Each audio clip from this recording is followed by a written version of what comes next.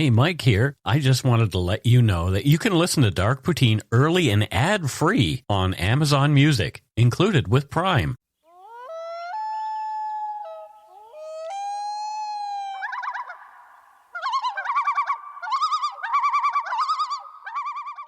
Welcome back to Dark Poutine. My name is Mike Brown, and I am coming to you from Langley, British Columbia, and Matthew Stockton is all the way downtown in Vancouver. How are you, Matthew? I am good. I've just shut a party out by closing the window. One of the restaurants nearby has started having Sunday disco dancing on the patio with lots of loud music. Oh. Yeah.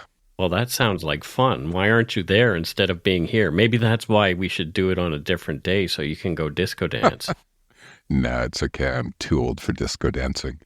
The views, information, and opinions expressed during the Dark Poutine podcast are solely those of the producer and do not necessarily represent those of Curious Cast, its affiliate Global News, nor its parent company, Chorus Entertainment. Dark Poutine is not for the faint of heart or squeamish. Our content is often intense and some listeners may find it disturbing. We're not experts on the topics we present, nor are we journalists. We are ordinary Canadian schmucks chatting about crime and the dark side of history. Let's get to it. Put on your toque, grab yourself a double-double and a Nanaimo bar. It's time to scarf down some Dark Poutine. You are responsible for obtaining and maintaining at your own cost all equipment needed to listen to Dark Poutine.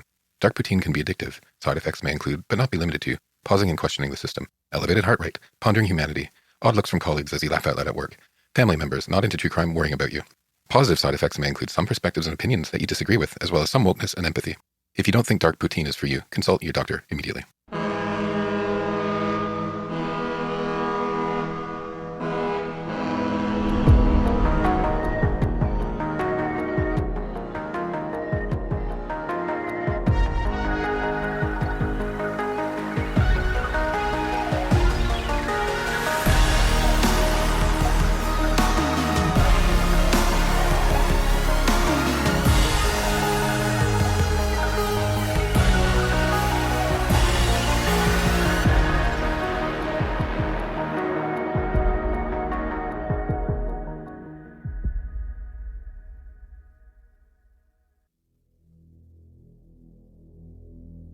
On the evening of June 24, 1992, after she failed to pick up her daughter from school, 41-year-old Gladys Wakabayashi's estranged husband Shinji and her daughter Elisa discovered her body in the hallway of their home in Shaughnessy, a posh Vancouver neighbourhood. Gladys had been brutally slashed and bled out on the floor. Early on, after uncovering an affair between Derek James, a longtime family friend, and Gladys Wakabayashi, Jean Ann James, 52, Derek's wife, became the number one suspect in the murder. Jean Ann refused to talk, leaving police without enough physical evidence to lay charges. The crime would go unsolved for more than 15 years before Jean Ann James was arrested after she confessed to the murder of her friend during an intricate Mr. Big sting. This is Dark Poutine episode 284, The Murder of Gladys Wakabayashi.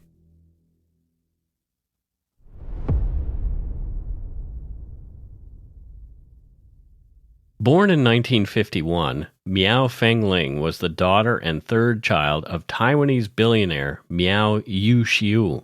Mr. Miao founded several high-tech industrial enterprises. He was chair of Union Petrochemical Corp. And the Lianhua Industrial Holdings Company. Lianhua Industrial Holdings is a publicly traded Taiwan-based company specializing in processing and distributing wheat food products, including flour, wheat, bran, and pasta. Due to this association, Miao Yu-shiu became known as the father of Taiwanese flour. After studying English and piano in the United States in her early years, Miao Fengling moved to Canada in 1976 to further her piano studies in Vancouver. Here she met a Japanese man named Wakabayashi Shinji. Wakabayashi worked as a senior executive at Japan Airlines. They fell in love, married in 1980, and settled in a luxurious residence in the Shaughnessy area of Vancouver's West End. Fengling took the anglicized first name Gladys. I have various friends who have taken on anglicized names. Mm-hmm. And I always find it interesting. And actually, just yesterday, I was talking to a neighbor of mine who's Japanese, Fuku, and she goes by Sarah. Okay. And I guess it's, she was a teenager when she moved here. Yeah. And often what happens is people just get so bored of getting your name butchered that they just choose something that's like more common in the culture. Yeah, I have a friend named Charlotte whose real name is Mingray, and Sarah is Fuku. I'm like, I can pronounce Fuku. Can I just call you Fuku? Right? And she's like, yeah, that's great. Yeah. I don't know. It's an interesting thing. Like if I ever moved to Japan, I wonder what my name would be. I have friends who have done the same thing. Like my friend Millie is from Taiwan as well. Her real name is Mingling. Right. So she chose something that is really sort of close to what her real name is. Yeah. Shaughnessy is an exclusive residential area in Vancouver, and it covers around 447 hectares. It's framed by 16th Avenue to the north, 41st Avenue to the south, Oak Street to the east, and East Boulevard to the west. Established by the Canadian Pacific Railway in 1907, Shaughnessy was initially Vancouver's premier residential district, with early 20th century homes needing a minimum value of $6,000 and featuring mature 90-year-old trees. It's predominantly comprised of single-family residences, with many being grand mansions from before World War II, situated on spacious landscape properties. While some apartments along Oak Street and a small collection of shops at 41st Avenue and Granville Street intersect, the core of Shaughnessy remains free from commercial structures. Its tranquil ambience characterizes Shaughnessy. The neighborhood boasts several evenly distributed parks, making them easily accessible to locals. Generally, this area of the city offers a peaceful environment with minimal traffic noise disturbances. It's a pretty nice place, and pricey too. A quick search of Shaughnessy real estate listings shows prices at the low end of just over $2.5 million, and they top out at a dizzying $28 million, and those are just the places on the market right now. I like to go for walks around Shaughnessy because there's actually a lot of parks and trees, and the gardens is up there, lots of mansions. It's really nice area to walk around in. Mr. and Mrs. Wakabayashi had a daughter named Elisa. As their daughter matured, Gladys and Shinji became more involved in her school events, leading them to become acquainted with parents of her peers. Having pursued her studies abroad at a young age, Gladys was fluent in English and carried herself with a certain flair. She exceptionally bonded with Derek and Jean-Ann James, the parents of one of Elisa's classmates. The two families frequently socialized, attending parties and going on trips with their children.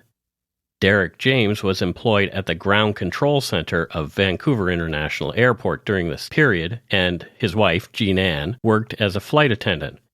Their shared professional background in the aviation industry further strengthened the bond between the two families.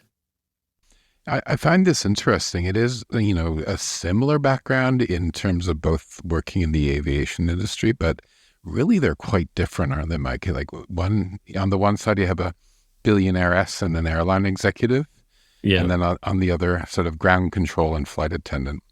And I'm wondering if there was some jealousy there from a person like Jean-Ann James? Maybe. In terms of what the other had beyond what was going on. If you have a tendency toward that kind of envy, then maybe. Yeah, and she seems like she did.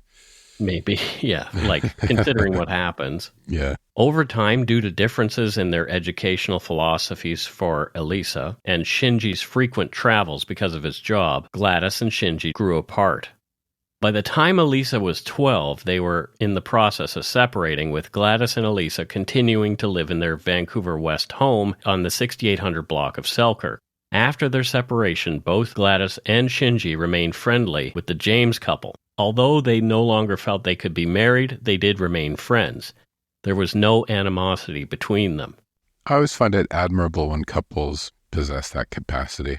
When you can just recognize that the relationship is no longer viable, but gracefully part ways without sort of vilification, right? I think it reflects a level of maturity. Yeah. Well, I think it's the exception rather than the rule. Yeah. On June 24, 1992, in the morning, Gladys took Elisa to school at 8:45 a.m. Around 9 a.m., a woman resembling Gladys was spotted by a neighbor in the Wakabayashi home's open garage. Gladys had a piano lesson scheduled at her instructor's house at 10:30 a.m. Gladys never arrived. When her teacher tried calling her, he received only the home's answering service. Later that day, around 4:40 p.m., Elisa called her dad from school mentioning she had been waiting for her mom for 2 hours and couldn't reach her. Shinji Wakabayashi collected Elisa from school and they reached home at about 5:30 p.m. They noticed the back door was unlocked, which was unusual. Upon entering, Mr. Wakabayashi discovered Gladys's body in the hallway near the dressing area, lying face up with a significant wound on her neck and more on her legs. Shinji nudged Gladys to see if she was alive, but she didn't respond to his touch. Wakabayashi, hysterical, told Elisa what had happened, and they called the police from his brother-in-law's home next door. I really hope that Elisa didn't see her mother that way. Do you know if she did? I don't believe she did. She could have. There's no mention of it anywhere that she did see it. She said that her father told her what had happened. So here's the way I sort of picture this scenario is they come home, they find the door unlocked, they call into the house, and they receive no answer. And Shinji Wakabayashi says to Elisa, just wait here a minute, I'm going to check through the house to see if something is wrong, because he probably sensed something right away. Right. Okay. Yeah. Investigators found Gladys Wakabayashi tragically bled to death due to severe injuries. These injuries consisted of deep cuts around a significant portion of her neck, likely inflicted by a sharp instrument. The nature of these injuries indicated an attempt to decapitate her. Additionally, she had multiple cuts on her arms, legs, chest, and upper abdomen, along with defensive wounds on her hands. The severity of these injuries implied that the assailant acted in a fit of intense rage. Blood was splattered on the walls near her body and on the carpet where she was discovered. Detectives Peter and McLennan were the officers assigned to investigate the crime scene. Detective McLennan, the first to arrive, identified a partial shoe print in blood in a nearby bathroom. This print was from a woman's high-heeled shoe with a pointed toe and a distinctive honeycomb pattern on the sole. Detective Peters corroborated this observation. I found this to really stand out. Yeah. I most likely wouldn't choose to wear my heels if I were planning to take someone's life. Do you have heels to wear? No, but if I did, I wouldn't be wearing my Manolo Blahniks to a murder scene. Right. I just really unusual. Like, a murderer in high heels is just, I don't know. It just really stood out to me for some reason. Jack Mellis, a former RCMP officer with expertise in bloodstain pattern analysis and crime scene examination, described the shoe print as a partial shoe impression. At the crime scene, a knife was discovered in the kitchen sink. Dr. Ferris, a forensic pathologist, deduced from his 1992 report that the murder weapon was robust, heavy, and had a long blade. Despite the findings, the police couldn't match fingerprints from the scene to potential suspects, including Jean-Ann James. The background investigation revealed that the Wakabayashis had separated in April 1991 and intended to divorce by July 1992. Jean-Ann James grew suspicious of her husband's loyalty during this period. She confided her suspicions to her son's school custodian and even borrowed the custodian's car to tail her husband discreetly. In the months before the murder, Jean-Ann James tried to track her husband's movements during his business trips. Gary Harris, a colleague of Mr. James, testified that Mr. James admitted to having an affair with a woman from Hull, Quebec. Mr. James had requested Harris to mislead Jean-Ann James about his whereabouts if she called, which Harris did. Police also discovered messages from Derek James on the answering machine in the Wakabayashi home. "Hi, love. Just me," said one message. "Saturday night. I was just calling. Thank you. Bye." Another said, "Hi, darling. It's me. I'll call you sometime. Don't call me. I'll call you." End quote. On July 15, 1992, Jean Ann asked her friend Brendan Carver, a subcontractor at a research firm, to retrieve her husband's phone records for a weekend he was reportedly in Toronto. Carver got a hotel bill from where Derek James stayed, listing all calls made and received in his room. The Wakabayashi's home number appeared twice on his bill. This is really quite something. For somebody to be trying to hunt down what her husband's up to like this, getting people to sort of tap into phone systems or however the hell they did it and get hotel receipts. It seems a little bit over the top versus just sitting down and having a conversation with your partner that you think something's going on. Yeah. You know? And you mentioned earlier when we were when we were talking about the case, like, is this legal? I don't think it is. No. How do you get somebody's phone records? That's their phone records, right? And you're not the police. You're not doing a proper investigation. I don't understand how this would have happened. Later, Detective McLennan further investigated and secured Mr. James' phone records from Transport Canada for May 25th to June 14th, 1992. The records showed that Derek made 6 calls to the Wakabayashi residence during this period, varying between 8 and 42 minutes long. Upon discovering the 2 calls on the hotel bill through Carver, Jean Ann was desperate to identify who Mr. James had spoken to at the Wakabayashi home. Before she could inquire, Gladys asked Shinji to confirm to Jean Ann, if she were to ask, that it was him who had spoken with Mr. James. Jean Ann came by the Wakabayashi home, spoke with Shinji on June 22nd, and asked who had spoken to Derek. Shinji told Jean Ann that it had been him, not his wife, that Derek contacted. Elisa said that 2 days before the murder, when Jean Ann James was visiting, she'd heard the phone ringing and went into her mother's bedroom only to find Jean Ann James there. Jean Ann said she wanted to know if her husband, Derek James, was calling. On June 26, only 2 days after Gladys was murdered, Jean Ann James spoke with Shinji Wakabayashi at his hotel room in the Pan Pacific, where he and Elisa stayed as their home was a crime scene. Jean Ann wanted to know what happened. Shinji Wakabayashi later said, "She told me, 'I've been looking for you,' and asked me what had happened. I told her I can't say anything yet. After I explained that to her, she said, 'Yes, I understand,' and hung up." 2 days after that, Jean Ann came to visit Shinji at his mother-in-law's home. She asked me how Gladys was killed. I told her I can't really explain much, but I saw her lying on her back, face upward, and there was a cut on her neck. I find the actions of this woman truly disturbing. Yeah. So not only did she commit this heinous act, but now she's insinuating herself into the lives of the daughter and the husband and pretending to be oblivious to this situation. Yeah. It's a really sinister behavior, isn't it? Yeah, it's pretty grim. Another neighbor of the Wakabayashis came forward and gave a description of a woman she'd seen near the Wakabayashi home on the day of the murder. The description closely matched Jean Ann James. This, and all the other evidence, was enough to give investigators suspicion about Jean Ann James and Gladys's murder. A subsequent search at Jean Ann James' home did not yield a shoe matching the one that had left the print at the crime scene.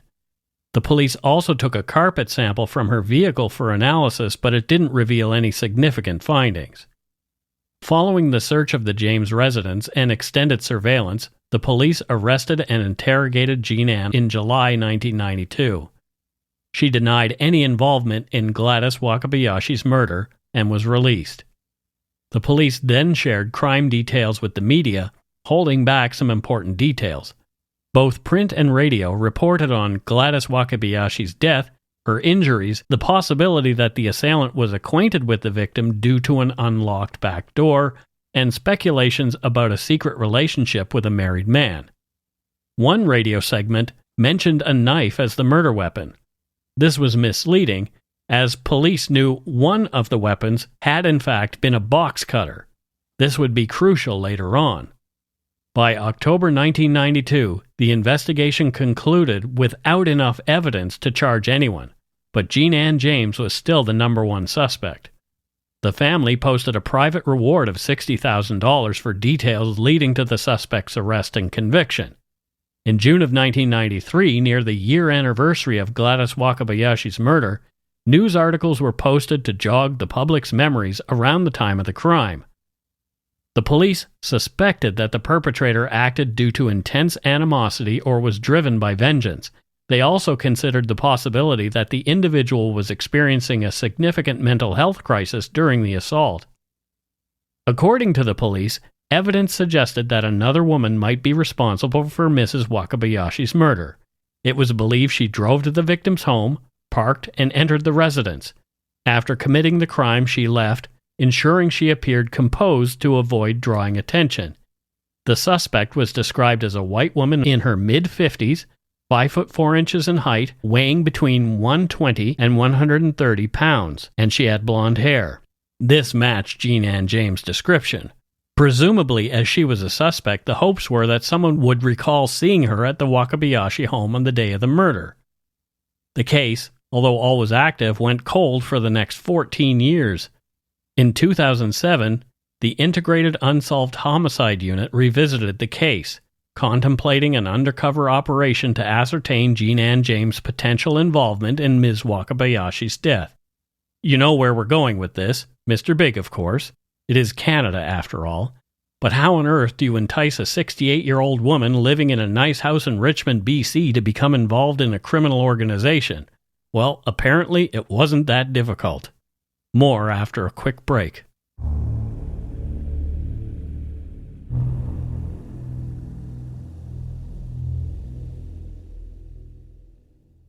All right, Matthew, we are back for the second half of this. What are your thoughts so far? You know, I just keep thinking of Elisa, their daughter. Yeah. Having to lose her mom. Like, this has got to be a heavy burden to know that your mom was murdered, but be murdered by the friend group of the people that you went on vacation with, the people that visited your house. Yeah. You know, I hope she's been able to live a good life and flourish despite this happening. Well, she did go, because of her father's work and his traveling around and that kind of stuff, she did end up, I believe, living with her family in Taiwan for a little while. Okay. So she was well taken care of, obviously. But that doesn't make up for the loss of your mom. To understand Jean Ann James' routines and interests, the police surveilled her. They did wiretaps, they followed her, all that kind of stuff. According to Eve Lazarus's book, Cold Case BC, Jean Ann frequented a local casino and played the slots for hours. A female operative was placed at the machine beside Jean Ann, and the pair bonded over a shared love of gambling. The undercover operative was a high roller, pumping money into the machine and cashing out without playing. Jean Ann was curious. The undercover operator told Jean Ann she was laundering money for an organization which allowed her to keep a cut afterward. She said it was quite lucrative. What money was being used to do this? Well, it's taxpayer money, obviously, Matthew, if it's RCMP. Our money. Our money, yeah. Okay. Yeah, it's really interesting.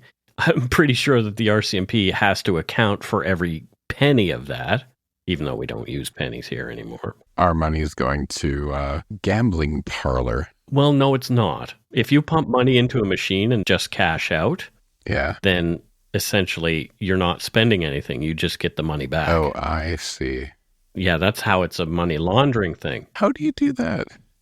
Pump it in and get the money back.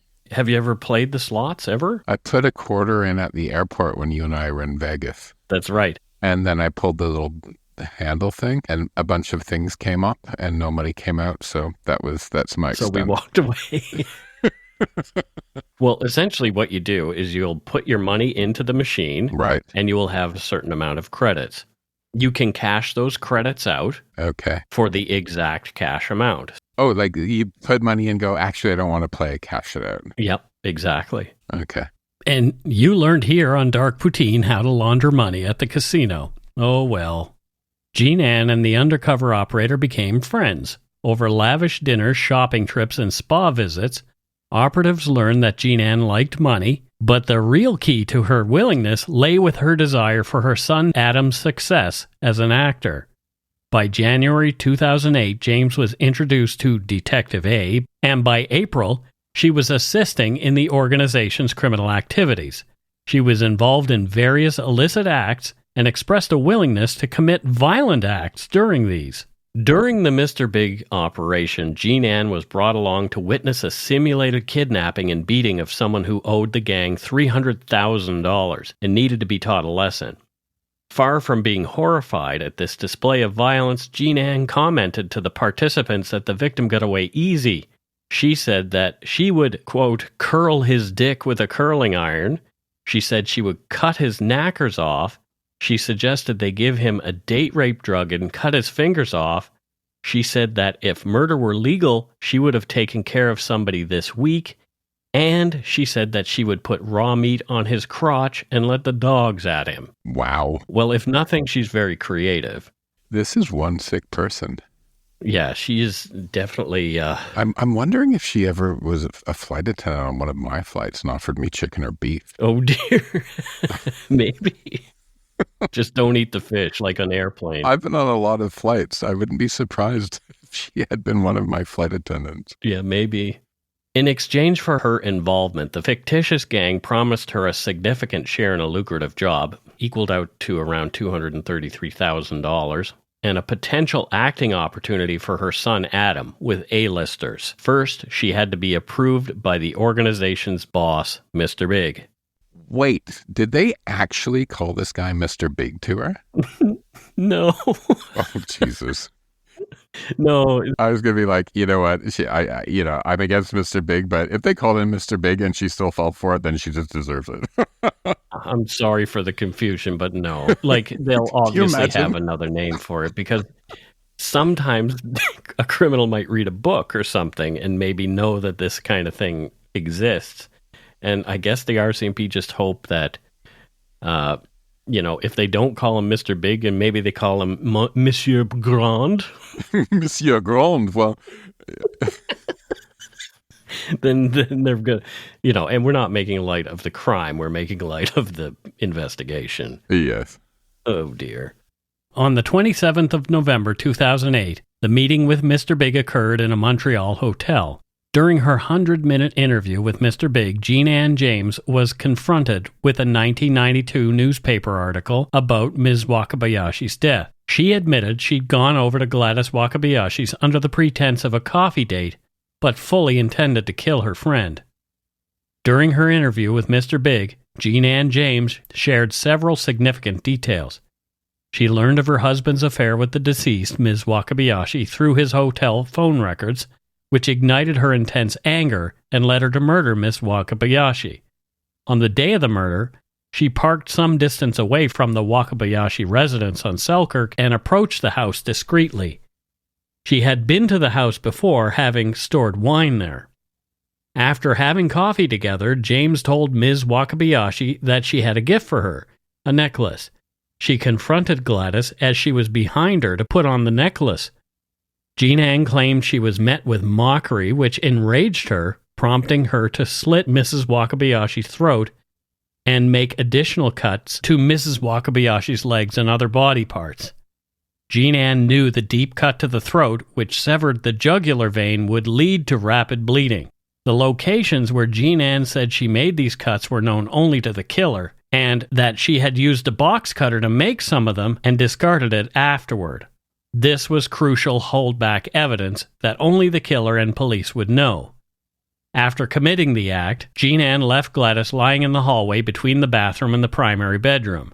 The murder occurred around 9 or 9:30 a.m., and she left without, she thought, having been seen.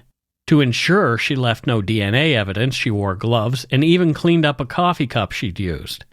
Jean Ann later disposed of her clothes in an incinerator and later sold her car. She said that the necklace she used as a ruse was stolen from her home in 1996, and she had no idea where it was. Jean Ann was arrested and charged with Gladys Wakabayashi's murder in December 2008. Her neighbors were floored. From a Richmond Review newspaper article by Martin van den Hemel. Quote, "That's absolutely absurd," one resident of a quiet residential area said at hearing the news that his neighbor Jean Ann James, 69, had been charged with first-degree murder. "I'm stunned," said another. "It's overwhelming, but you don't really know somebody deep inside." "This is the biggest shock I ever had," said a nearby resident who entrusted James to watch over her house when she went out of town. Described as an affable, animal-loving neighbor who, along with her husband Derek, invited friends and neighbors over for summer and Christmas parties, Jean Ann James was arrested Friday following a multi-year investigation into the murder of James' friend, Gladys Wakabayashi, in 1992. End quote. After a challenging 19-year journey, the family of murder victim Gladys Wakabayashi finally witnessed justice being served. In November 2011, the BC Supreme Court jury declared Jean Ann James guilty of the first-degree murder of Gladys in June of 1992. Justice Catherine Bruce sentenced James, a 72-year-old from Richmond, to life imprisonment without the possibility of parole for 25 years. So she's going to die in jail. Yeah. And it's really unfortunate that she wasn't caught sooner. I kind of...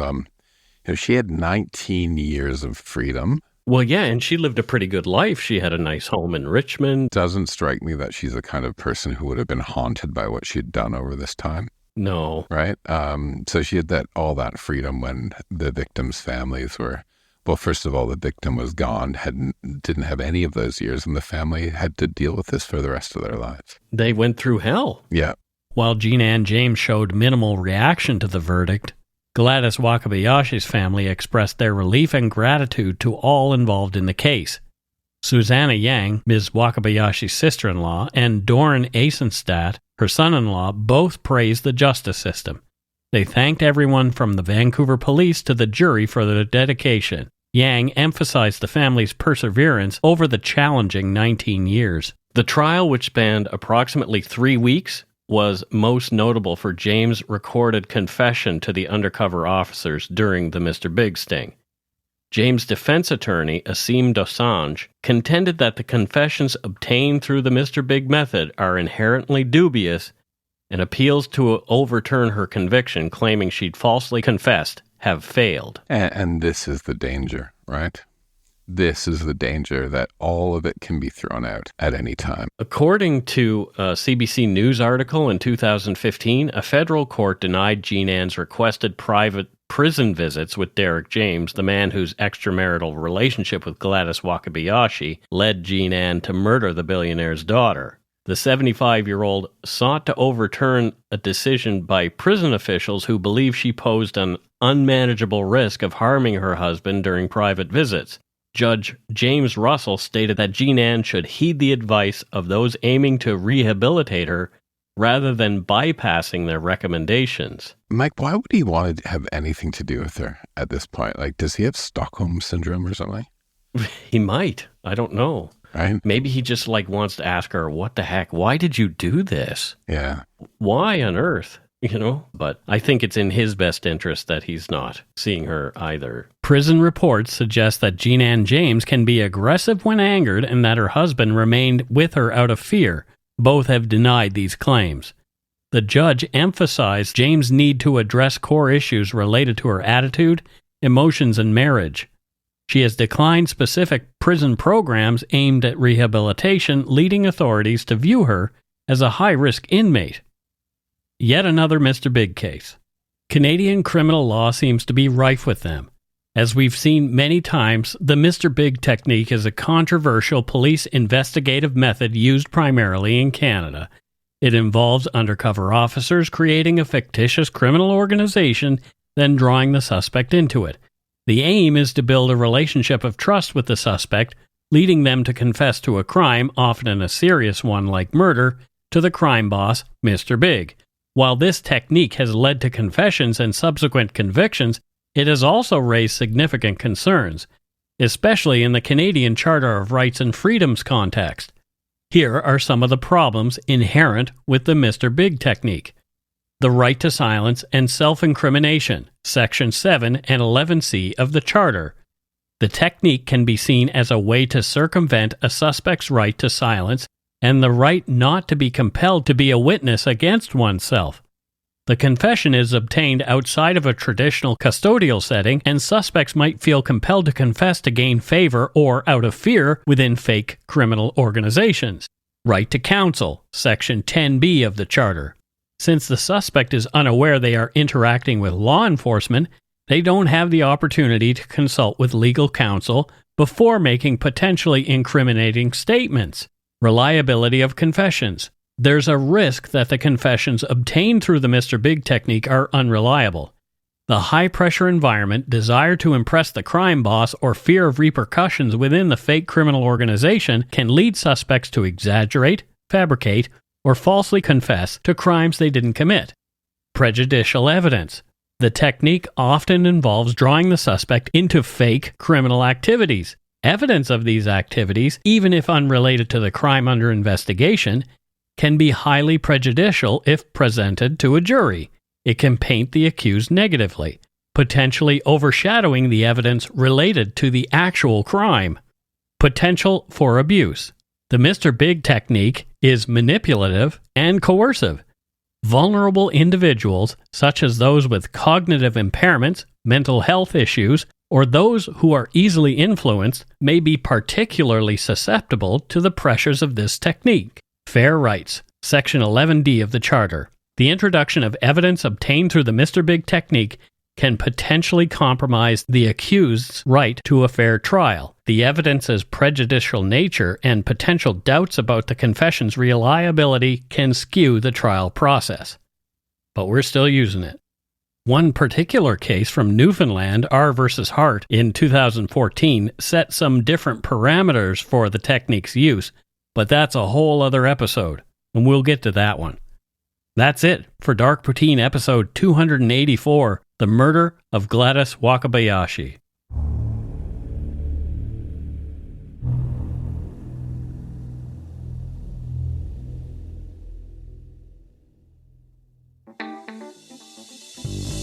That's right, it's time for voicemails.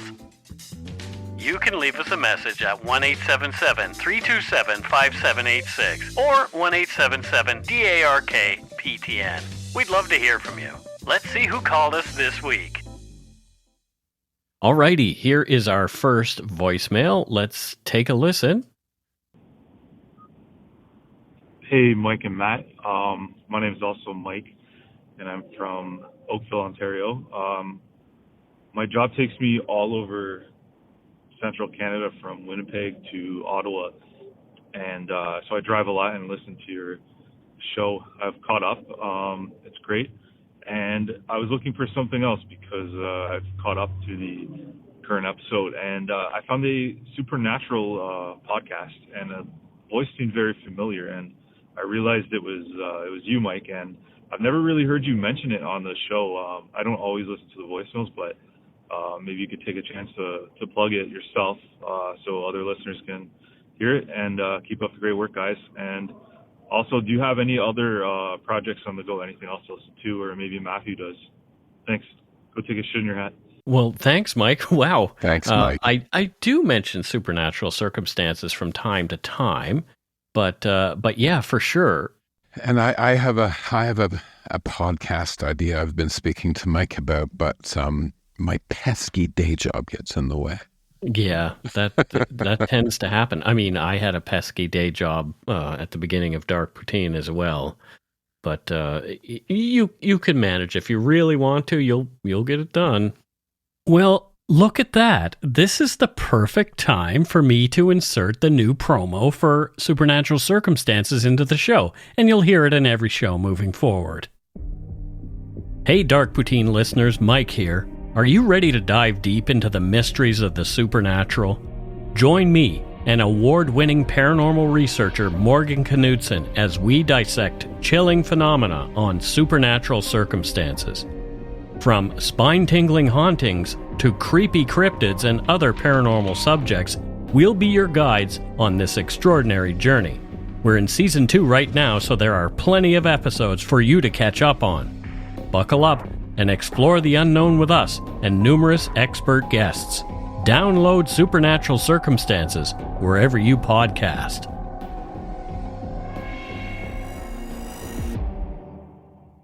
Supernatural Circumstances is a podcast that I do with Morgan Knudsen. You've heard her on Dark Poutine a couple of times, and we started with the Esther Cox mystery in Amherst, Nova Scotia, here on Dark Poutine. And after that, Morgan and I were talking. We thought, we work really well together. Let's do something. So we come up with Supernatural Circumstances. And every 2 weeks, because I can't do 2 weekly podcasts, so every 2 weeks, Morgan and I talk about a particular supernatural case. So we've dealt with cryptids, hauntings, all kinds of crazy things. We're doing some UFO-related things coming up, more on different cryptids like Mothman, all that kind of stuff. So if you have an interest in those things, maybe give Supernatural Circumstances a listen. So thanks for the suggestion, Mike. All right, so Mike is from Oakville, Matthew, but what does he do there in Oakville, Ontario? Well, he was talking about traveling a lot.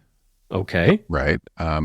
So he travels to different zoos because he's a specialist in bathing sloths. A sloth bather. You have to bathe them a very specific way. And so he's just found his niche and he goes from zoo to zoo bathing with sloths. Well, there you go. That's kind of cool. Yeah. I mean, we need these things. We definitely need these things. We need clean sloths because they're quite slothful and they're not good at bathing themselves. Let's move on to our next voicemail. Hi, guys. My name is Marina Bedard. I'm from Peterborough, Ontario. I just want to say I'm a long-time listener and first-time caller, and listen to all of your back history and connection to two quick stories. I was thrilled to hear your Kenora bank robber story because I'm from Kenora, Ontario, and was in grade 7 at the time it happened. My two older sisters were in the crowd watching it happen. My older sister was working at the TD Bank, so he could have easily picked her bank, but he picked the CIBC. So two of my sisters were in the crowd watching it all happen. Unfortunately, when the dynamite went off, his body parts stayed on top of the building where I worked as a jewelry store attendant. So yeah, that was a big, exciting story from Kenora. I had sent a suggestion into a couple of podcasters before, but never heard anything back. So I was really thrilled to see that you guys had picked it up and did such a great job of it. It was really funny, and I learned a lot of things I didn't know. Next connection was to the David Millard story. David Milgard story. I was always very upset about that case. I had written a letter to the Minister of Justice to have him released also. And then years later, when they had charged Larry Fisher with the David Milgard murder of Gail Millard, I was working as a flight attendant for Air Canada, and I had Larry Fisher on my flight when they were transferring him in between cities, and there were two RCMP officers escorting him. And I served him a very hot cup of coffee, and I was so tempted to just dump that cup of coffee right on his crotch. But I think the RCMP officer was reading my mind. He kind of looked at me, and I thought twice and didn't do it, but sure would have liked to have anyway. So yeah, that's two stories. I'll call another time for some connections to other stories, but just love your podcast, guys. I tell everybody I can about it. Got a few people started on it also. And just hoping you'll be a good egg and not a doodle drawers. And have a most gratifying defecation in your favorite millinery creation. Bye, guys. that was a good excellent one. Thank you, Marina Bedard. Thanks, Marina. So what does she do there in Peterborough, Matthew? Well, I've connected the dots.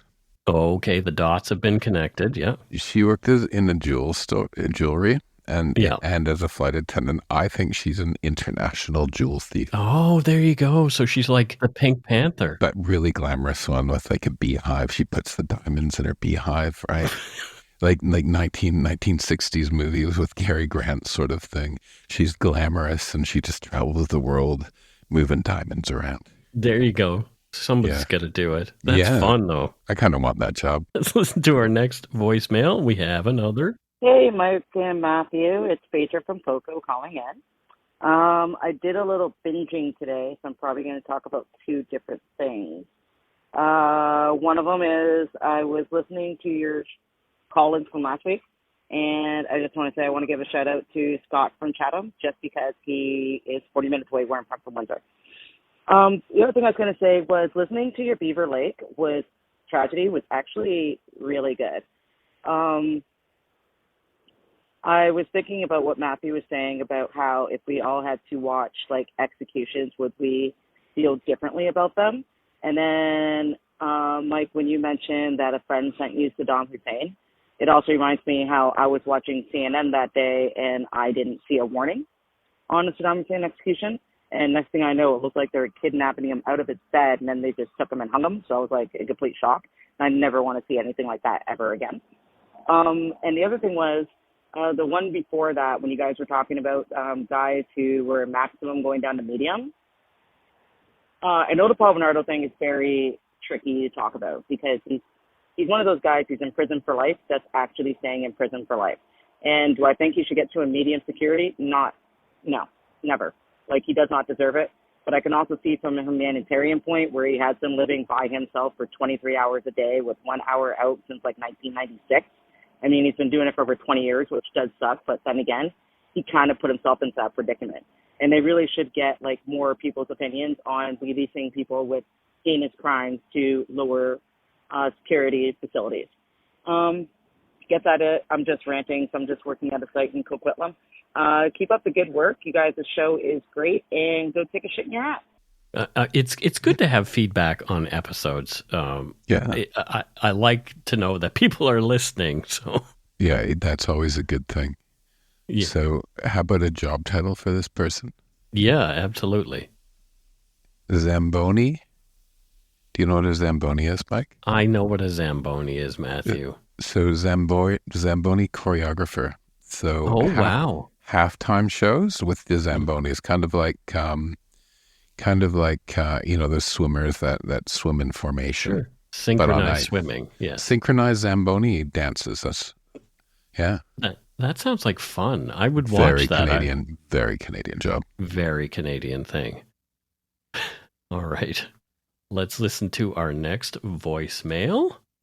Now, this one, it looks like there might be two, so we'll play the first one, and if it makes sense, we'll play the second.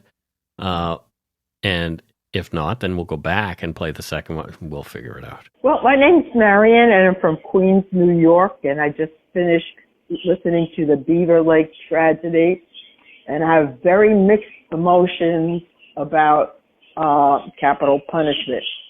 My sister's a nurse, and she works in a prison. She just retired.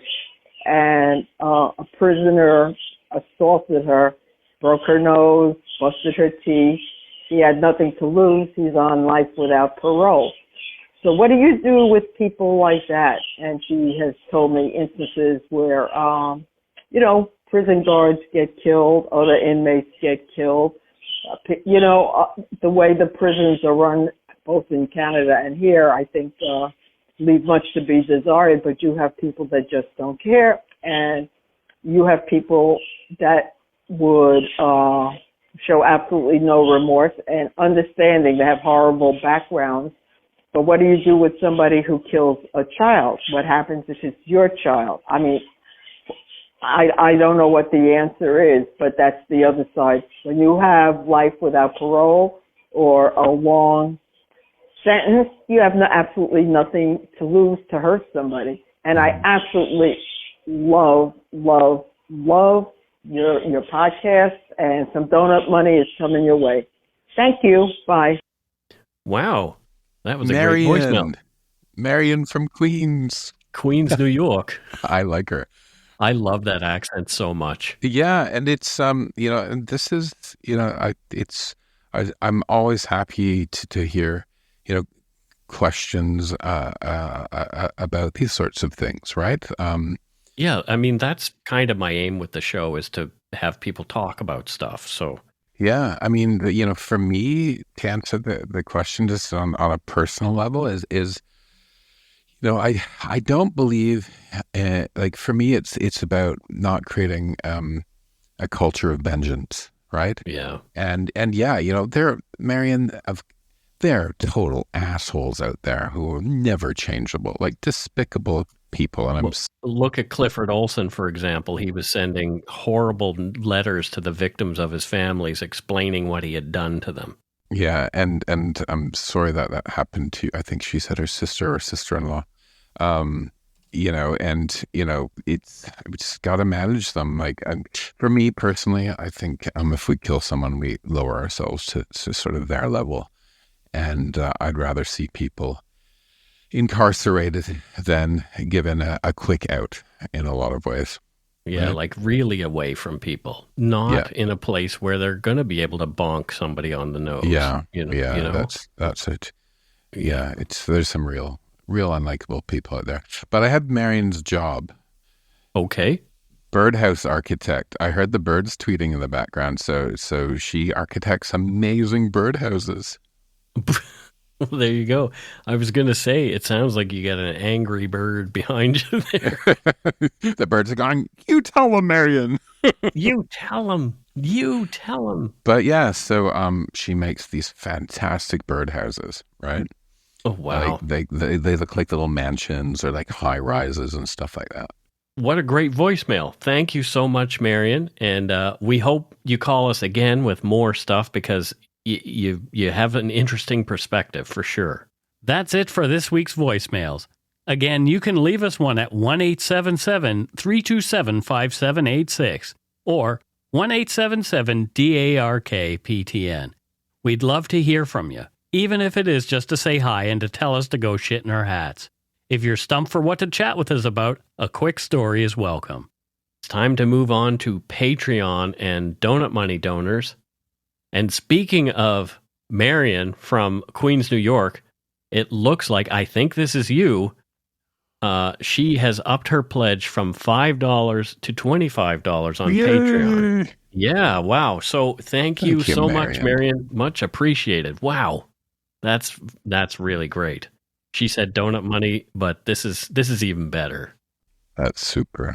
And that is it for Patreon and donut money donors. Not much this week. Except for from Marion. Yeah, Marion, thank you so much. I do hope she calls in again because I just love that accent. Me too. Me too. I love that. She has a great voice for radio. Yeah, I like it when people call from different places, and I try to. I mean, I can place where they're from the caller ID kind of thing. I don't get what the person's name is, but I can see the area code, so I'll know. I knew she was from the New York area.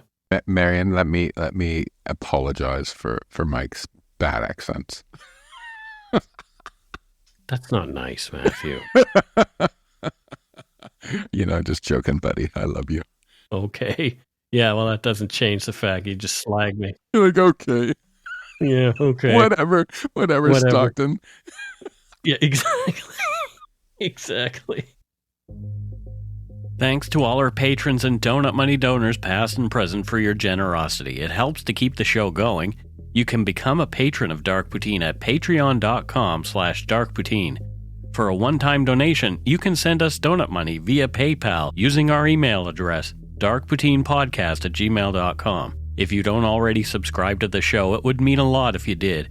You can easily find Dark Poutine on Apple Podcasts, Spotify, or wherever you listen to your favorite shows. If you haven't gotten yours yet, my book, Murder, Madness, and Mayhem, is available to order via a link on the Dark Poutine website. And speaking of darkpoutine.com, please check it out for show notes and other cool stuff. We'd appreciate it if you took the time to give Dark Poutine a like or a follow on Facebook and Instagram. Most importantly, thank you for listening, and tell your friends about us. Word of mouth is a powerful thing. And that's it for this week's episode of Dark Poutine. So until next time, don't forget to be a good egg and not a bad apple. Bye, y'all.